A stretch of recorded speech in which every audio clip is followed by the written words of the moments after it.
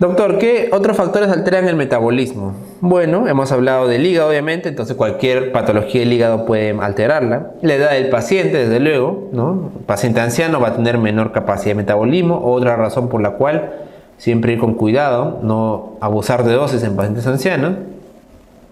Factores genéticos, ¿no? Mutaciones en las enzimas metabolizadoras, como la N-acetiltransferasa. Por ejemplo, se ha visto que hay una mayor incidencia de lupus, ¿no? Lupus farmacológico, el tratamiento con procainamida, en aquellos pacientes que tienen la acetiltransferasa lenta, por eso se llama acetiladores lentos. Mientras que hay mayor incidencia, por ejemplo, de hepatitis ocasionada por urina ácida en aquellos pacientes que tienen el sistema más bien rápido. ¿Ya? Entonces, eso de ahí es una alteración genética del paciente que puede propiciar transformaciones en el metabolismo. La dieta, ¿no? Una dieta muy abundante en proteínas puede aumentar el metabolismo oxidativo de algunos fármacos. El tabaco también puede modificar el metabolismo. Entonces habíamos hablado de que existen fármacos que pueden inducir, ¿no? El sistema enzimático. Estos de acá te los presento en esta lista, que son los más frecuentes que preguntan, ¿ya? Los inductores característicos, los antiepilépticos mayormente, carbamazepina, ¿no? La oxcarbamazepina, el fenobarbital, la fenitoína, y también algunos antituberculosos como la rifampicina o la rifabutina. ¿Ya? Esos de acá son grandes inductores enzimáticos. Mientras que los que inhiben al sistema enzimático, o lo más importante por lo menos, tenemos acá algunos macrólidos como la claritromicina, realmente varios antivirales, ¿no? Ahí tenemos alindinavir, darunavir, por ejemplo, atazanavir, nelfinavir, saquinavir, ¿no? Ese grupazo de antivirales. Y también tenemos a los azoles, medicamentos que se usan para los hongos, ¿no? Ketoconazol y traconazol, por ejemplo, ¿ya? Esos de aquí van a ser mayormente inhibidores, ¿ya? Entonces, por un lado, los medicamentos que son inductores van a favorecer el metabolismo enzimático y eso obviamente va a ir en detrimento del fármaco. Es lo que yo siempre les digo, ¿no? Que si por ejemplo acá yo tengo un fármaco A y este de acá es un fármaco B. Entonces, doctor, ¿quién es el inductor o inhibidor? El fármaco B, o sea, el otro fármaco es el inductor o inhibidor. Ya, imagínate que ese es un inductor. Entonces depende si este fármaco A necesita o no necesita la acción enzimática. ¿Por qué? Porque si este fármaco A, por ejemplo, imagínate, necesita el metabolismo del hígado para recién ser activo, ¿qué va a pasar? Si este fármaco necesita el metabolismo del hígado para ser activo, pues si yo le doy un fármaco concomitantemente que es inductor, pues voy a favorecer la presencia del fármaco y por lo tanto su utilidad. Y si más bien a este fármaco A le doy un inhibidor, ¿qué voy a hacer? Lo voy a inactivar. Ajá. Pero ¿qué pasa si este fármaco A no necesita el hígado para ser activo? ¿Qué tal si este fármaco más bien, si pasa por el hígado, se vuelve inactivo? Y si no pasa por el hígado, pues cumple bien su función. Ahí cambia la cosa. Porque si el fármaco no necesita el hígado, entonces si yo le doy un inductor, ¿qué va a pasar con el inductor? Va a empeorar la eficacia. En vez de mejorar, empeora. ¿Y qué pasa si a este fármaco que no necesita el hígado, le voy a dar un inhibidor? Pues ahí, en todo caso, si inhibe al sistema enzimático, pues me va a convenir, porque en realidad no necesita al hígado para poder ejercer su acción. ¿Ya? Entonces miren que en realidad esto es más complejo, que no solamente es que sea fármaco inductor o inhibidor, sino también tengo que saber si el medicamento, en todo caso, necesita o no al hígado para poder ser activo. Pero la idea está clarísima. El inductor es aquel fármaco que ayuda a que el hígado tenga mayor metabolismo y por lo tanto el otro fármaco me pase más por el hígado, y el inhibidor va a impedir que el hígado tenga actividad y por lo tanto el medicamento va a pasar menos por el hígado, ¿ya? Muy bien, otros conceptos acá importantes que tenemos que hablar. Farmacocinéticos es el tiempo de vida media o semivida. ¿Qué es el tiempo de vida media o semivida? Que viene en la pregunta. Pues es el tiempo necesario para que la concentración plasmática de un fármaco cualquiera, se reduzca a la mitad. Se reduzca a la mitad, ¿ya? Es un tiempo generalmente en días o en horas. O sea, si yo digo el tiempo de vida media, cuya sigla es esta, ¿no? Su sigla es esta, tiempo de vida media, es 3 horas. ¿Qué quiere decir? Que yo necesito 3 horas para que la mitad del fármaco, ¿no? Para que la concentración de plasmática del fármaco ya no sea la misma, sino la mitad. Tiempo de vida media. O en otras palabras, que también lo usamos, el tiempo de vida media es la cantidad de tiempo para que el fármaco sea eliminado en la mitad, ¿no? Es el tiempo en el cual la mitad del fármaco se elimina del cuerpo. También es lo mismo. Entonces quiere decir que en 3 horas la mitad del fármaco ya se ha eliminado del cuerpo. Ya, eso de ahí es el tiempo de vida media. Igualmente todos los medicamentos tienen un tiempo de vida media específico, ¿no? ¿Y qué es la depuración? También llamada clearance.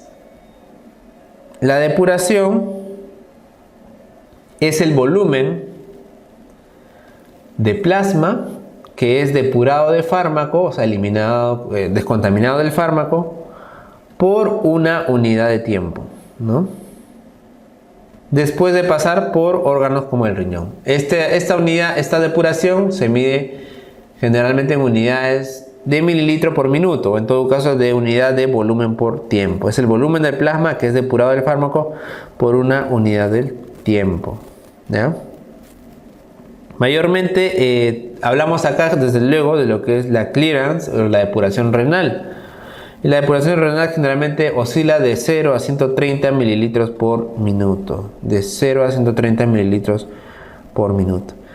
Ahora, hay una fórmula para calcular la depuración, ¿sí? La fórmula es la siguiente. Arriba va a ir la velocidad de eliminación. Velocidad de eliminación del fármaco. Y abajo va a ir la concentración del fármaco en el plasma. En la sangre, ¿ya? Entonces, arriba me va a ir la velocidad que se va eliminando el fármaco, y abajo no la concentración en la orina, ojo, sino la concentración del fármaco en la sangre, en el plasma, ¿ya?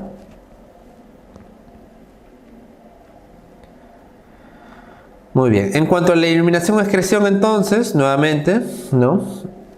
Consiste en el proceso de eliminación tanto del fármaco como sus metabolitos del organismo.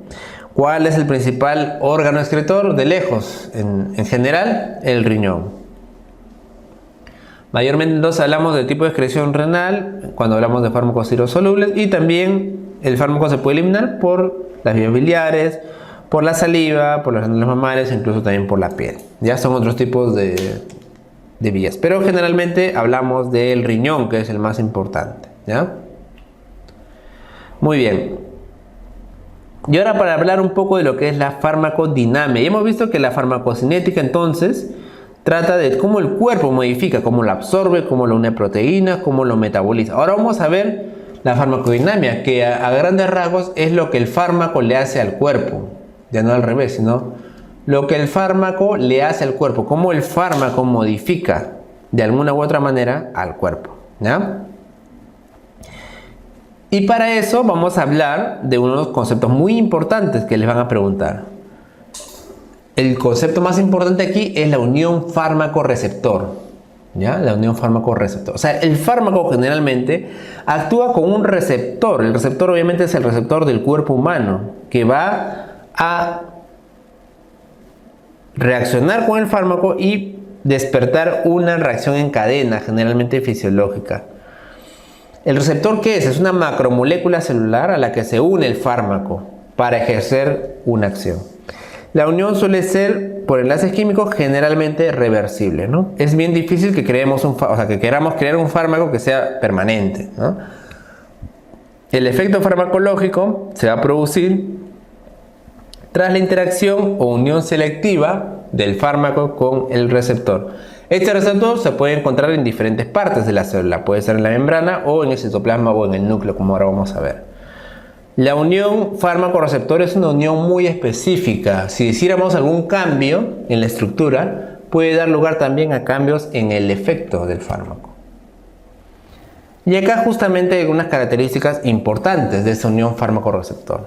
Una de ellas es la afinidad. ¿Qué es la afinidad?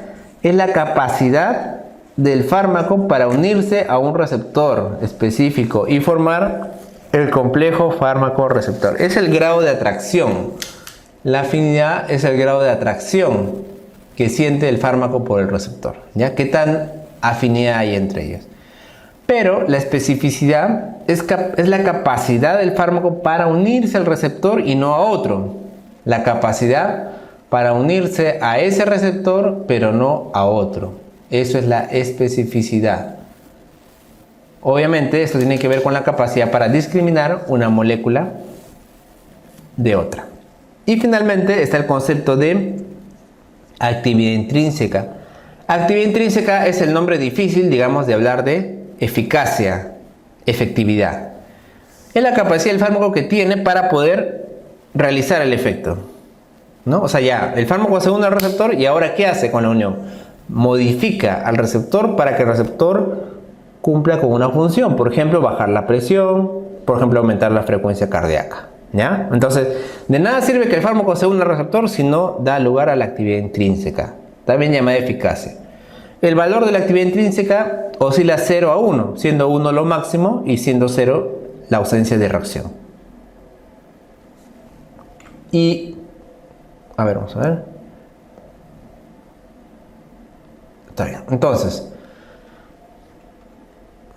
habíamos hablado de los receptores, ¿no? Que los receptores pueden encontrarse en diversas posiciones de la célula, ¿no? Uno de ellos, por ejemplo, son los tipos de receptores fisiológicos, son los famosos receptores ligados a proteína G, ¿no? Que son los que ustedes ven ahí. De hecho, son los más importantes y más abundantes, ¿no? Si se dan cuenta, por ejemplo, los receptores adrenérgicos beta, ¿no? El ligando es la molécula normal que debería unirse a esos receptores, por ejemplo, la noradrenalina o la adrenalina, que van a ser sustituidos por estos fármacos, pues, ¿no? Estos son los ligandos fisiológicos. Entonces, la dobutamina o el propanolol se van a unir a los receptores adrenérgicos beta, los receptores colinérgicos muscarínicos, los eicosanoides, y los receptores de trombina, en su mayor cantidad, son tipos receptores ligados a proteína G, Ahí están los ejemplos, y hay algunos ejemplos de fármacos también, ¿no? De atropina, misoprostol, etc. Otro tipo de receptores, aparte de los ligados a proteína G importantes, son los llamados receptores de conductos iónicos, ¿ya? Los conductos iónicos. Los conductos iónicos, ¿dónde los vamos a encontrar, doctor? Pues en órganos los cuales usen bastante la descarga eléctrica, mayormente el corazón y el sistema nervioso, ¿no? Estos de aquí, entonces, acá tenemos, por ejemplo, los ligandos de la acetilcolina, también por otra parte, la parte, obviamente, de los receptores nicotínicos, ¿no? El GABA, la serotonina y otros controlados por voltaje, que me hablan solamente de despolarización de la membrana, ¿no? Acá no hay ningún ligando, sino simplemente la membrana se despolariza y la célula cambia de polaridad, ¿no? Acá estamos hablando de los receptores iónicos, sodio, calcio, potasio. Y ahí están algunos ejemplos, ¿no? Lidocaína, verapamil, etc. Entonces, esos son algunos de los más importantes, ¿no? Proteína G y conductos iónicos. Pero también existen otros receptores, por ejemplo, que se encuentran a nivel de membrana, pero atraviesa la misma. Por ejemplo, las enzimas transmembrana, ¿no? Ejemplo característico, los receptores de tirosina sinasa, los ligandos que suelen ser relacionados a esto es la insulina, el factor de crecimiento plaquetario, y acá hay algunos ejemplos de fármacos. Otros de ahí son de tipo transmembrana, pero que ya no son enzimas, no enzimáticos. Ejemplos, los receptores de las citocinas, ¿no? Las más importantes, las interleuquinas, y los receptores tipo TOL, ¿no? Que tienen que ver justamente con las reacciones de inmunidad primaria, ¿no? Y luego ya tenemos otros receptores que son los llamados receptores nucleares, ¿no? Estos receptores no se encuentran en la membrana, sino en el núcleo de la célula. Eso también ha sido preguntado varias veces, ¿no? ¿Qué medicamento actúa a nivel de receptor de nuclear, etcétera? Los esteroides, ¿no? Estrógenos, testosterona, cortisol. Los de la hormona tiroidea también, ¿ya? Hormonas tiroideas, ¿no? Y los PPAR, que son receptores que actúan en estos medicamentos, las tiazolidinedionas, que se usan para la diabetes, ¿no? Entonces, esos medicamentos utilizan receptores no de membranas, sino nucleares, ¿no? Y hay otras enzimas intracelulares que utilizan receptores también que están en el citoplasma, por ejemplo los nitrovasodilatadores, ¿ya? Esos receptores les gusta preguntar a veces. Ahora entonces que hemos hablado de los tipos de receptores, vamos a hablar de los agonistas y los antagonistas, porque los agonistas y los antagonistas no son más que fármacos que cumplen diversa función a través de la unión fármaco-receptor. Entonces vamos a poner acá agonistas, agonista parcial, antagonista. Los fármacos, según la función, la conducta que tengan a través con su receptor, pueden clasificarse de esa manera.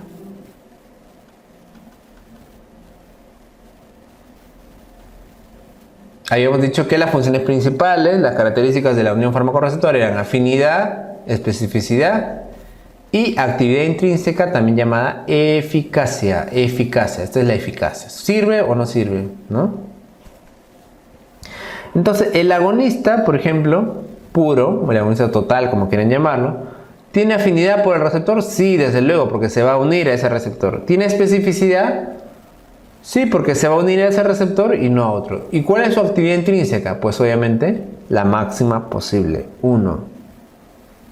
El agonista parcial tendrá afinidad, tendrá especificidad y la actividad intrínseca pues no va a ser 1, será de 0 a menor a 1. De 0 a menor a 1. Porque no llega a ser agonista puro total. Mientras que el antagonista... ¿El fármaco antagonista en realidad tiene afinidad por el receptor? Sí. ¿Tiene especificidad? También. ¿Pero qué es lo que no tiene? Actividad intrínseca. 0. ¿Ya? 0. Claro, acá vendría a ser mayor a 0, ¿no? 0. Ahora, ¿por qué se da esto, doctor? Porque el antagonista yo lo entiendo como que es opuesto al receptor. O sea, hace la función contraria. Es cierto. Pero el antagonista en realidad también tiene afinidad y especificidad porque sí se une al receptor.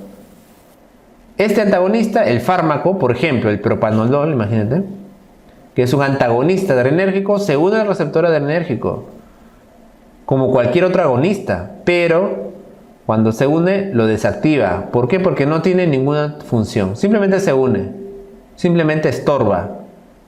Y como estorba, obviamente va a disminuir la capacidad de la función de estos receptores inactivados. ¿Ya? Entonces el antagonista también tiene afinidad, también tiene especificidad por el mismo receptor. Lo que no tiene es actividad intrínseca. ¿Ya? Entonces por eso vamos a hablar, y ahora que nos toque la clase, me parece que la siguiente de agonistas y antagonistas adrenérgicos, vamos a hablar ahí bastante de lo que es justamente cuál es agonista, cuál es antagonista, cuál cumple la función y cuál la bloquea. ¿Ya? Muy bien. Y miren este cuadro muy interesante que creo que hasta ahora no ha venido en examen. Me parecía ha venido en otros exámenes del extranjero, pero acá no. No sé si con el tiempo pongan más cuadros, que parece que este examen no lo han hecho mucho, el anterior sí. Pero bueno, este es un cuadro que me habla del porcentaje de efecto máximo y también la capacidad del fármaco por poder activarlo. Acá estamos hablando desde luego de tipos de antagonistas. Estos es antagonistas, que ya saben que su función es oponerse a la función a la cual quieren antagonizar. Entonces acá tenemos al medicamento, ¿no? Que se va a unir al mismo receptor. Mira, o sea, el medicamento se va a unir al mismo receptor del agonista, pero estamos hablando acá de un antagonismo competitivo, también llamado reversible. Y otro tipo de antagonismo es el antagonismo pseudoirreversible, o también conocido como irreversible. Es lo mismo en realidad, solo que algunos dicen que teóricamente nunca puede ser irreversible del todo, por eso le dicen pseudo, pero también se le conoce como irreversible. ¿Ya? Ambos, si se dan cuenta, se unen al mismo al mismo receptor, el receptor es todo esto de acá, y al mismo sitio incluso. Pero ¿cuál es la diferencia? Que el antagonismo competitivo es reversible. Por eso yo siempre digo que antagonismo competitivo compite y pierde.